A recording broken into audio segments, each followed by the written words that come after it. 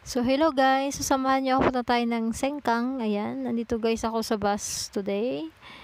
And after 1 hour, yan, nakarating na pala ako dito sa Sengkang. Yan, naglalakad na ako.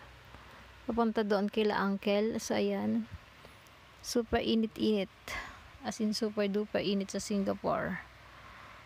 Parang pwede ka na yata ng itlog magluto. So, ayan, naglalakad na ako papunta doon sa kanila. Ayan, napakatahimik. At napaka ganda ng paligid.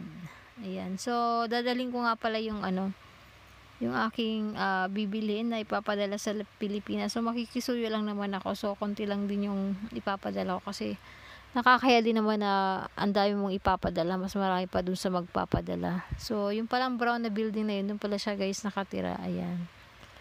So, magpapadala siya dun sa asawa niya. So, makikisuyo lang tayo na magpadala din tayo dun kay na mother ko. Ayun, kahit konti.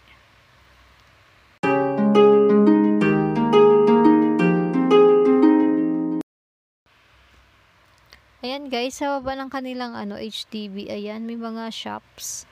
Napaka-convenient ng lugar nila dito. At after ko nga bago umakyat, dumaan nga ako dito sa may supermarket. Ayan. So, bumili ako ng kape tapos ilang pirasong chocolate. Ayan. Napaka-convenient talaga guys talaga dito. Diba, pagbaba may grocery na, meron ng mga kainan. Ayan. Yan, andito na nga ako guys, nagbabayad na ako nitong aking binili. Ayan. So, nung nagpunta ako, hindi gaanong maraming tao. Tapos, ayan, pagtapos nga bumili, ayan. Hinanap ko na yung niya at medyo naligaw ako kasi nga matagal-tagal na akong di ba nakakapunta. So, hindi ko masyadong tanda yung kanilang building. So, ayan. Grabe talaga guys, super init. At andito na nga guys ako sa bahay nila, dito sa harap.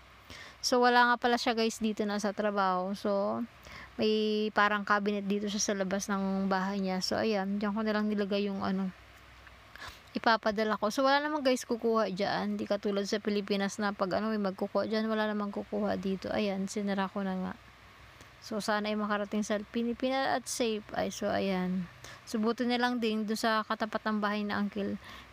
Hindi nakabukas ang pinto kasi nakakaya baka sabihin nila kung ano. So, ayan, dito yung pauwi na nga ako guys nito. Ayan, sa baba nila. Sarap magtambay dito guys. Walang nagtatambay. Ayan, napakali.